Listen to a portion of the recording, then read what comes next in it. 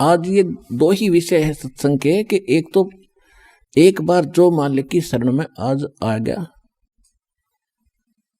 और उसका अकाउंट खुल गया, जैसे कोई रोगी है और डॉक्टरों ने जवाब दे दिया और यहां आ गया, वो यदि आते आना नहीं था, वो तो कति फांसी लग गई, सारी तरफ से रास्ते बंद हो लिए, तब यहां आ गया।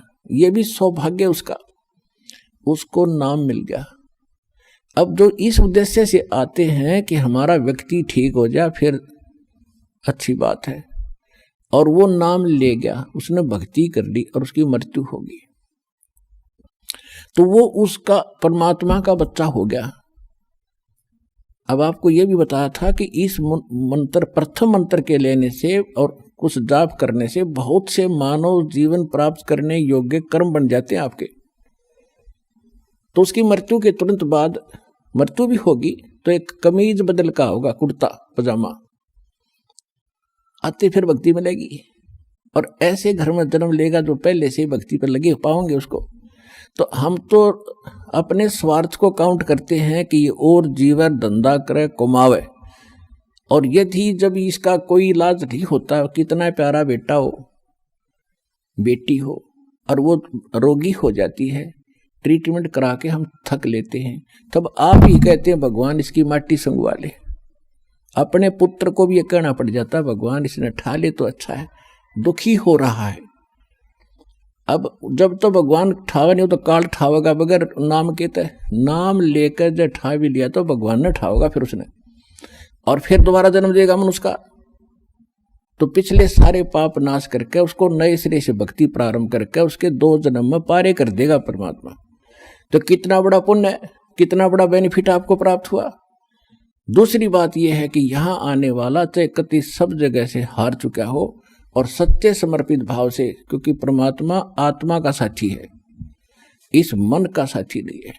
मन तो ऊपरले मन तो हाँ भरया करे और आत्मा रो के हाँ भरती है। और रोगी जिस दिन हाँ भर के नो सच्चे दिल तो रो के नु कहेगा भगवान जीऊँ इतना आपकी भक्ति करूंगा, और कोई इसके बाद बकवास नहीं चलेगी, पक्की गारंटी है। तो तुरंत सुनता है और रोज फर्क होना शुरू हो जाता है। तो इस तरह की समर्पण वो जब करेगा जब उसको ज्ञान होगा।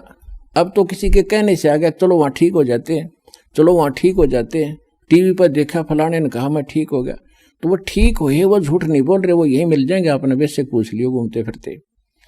और जो नाम लेकर ठीक नहीं हो रहे, वो क्यों नहीं हो रहे?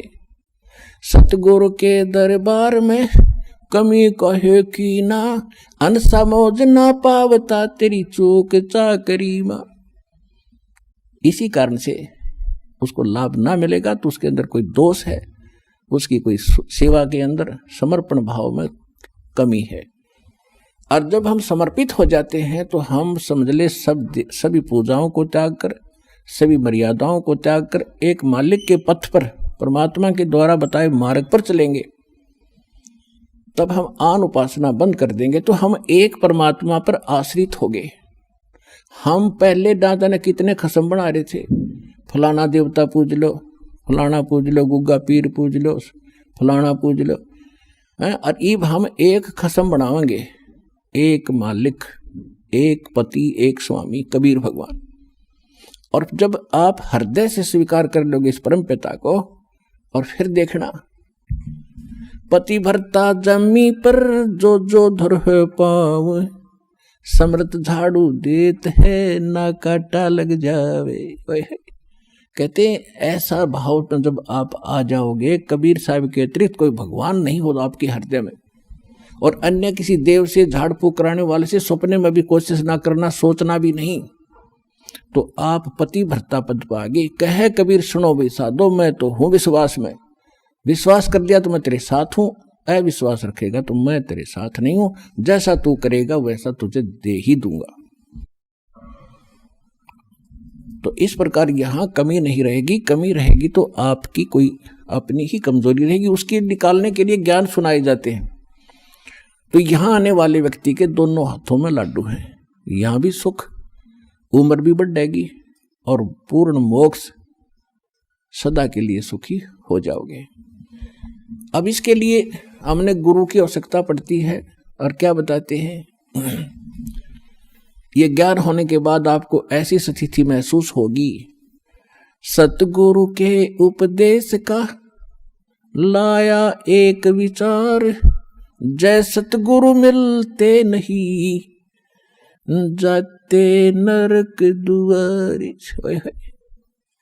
नरक द्वार में दूत सब करते खेचातान, उनसे कभू नहीं छूटता फिर फिरता चारों खानी। चार खानी, ये चार प्रकार के पशु पक्षी जलचर, ये जो कीड़े हैं सभी ये चार खानी के अंदर आते हैं। चार विभागों में बांटा है इन प्राणियों को। चार खानी में भ्रमता कभू न लगता पार, सो फेरा सब मिट गया मेरे सतगुरु के उपकार। हाय हाय। इस शरण में आ जाने से, प्रथम मंत्र प्राप्त ही हो जाने से,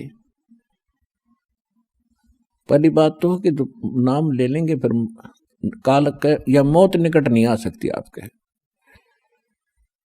परमात्मा से परिचित वो महापुरुष भी कहते हैं, जब काल डरे करतार से जय जय जय जगदीश, जोरा जोड़ी झाड़ता पगरज डरे शीस।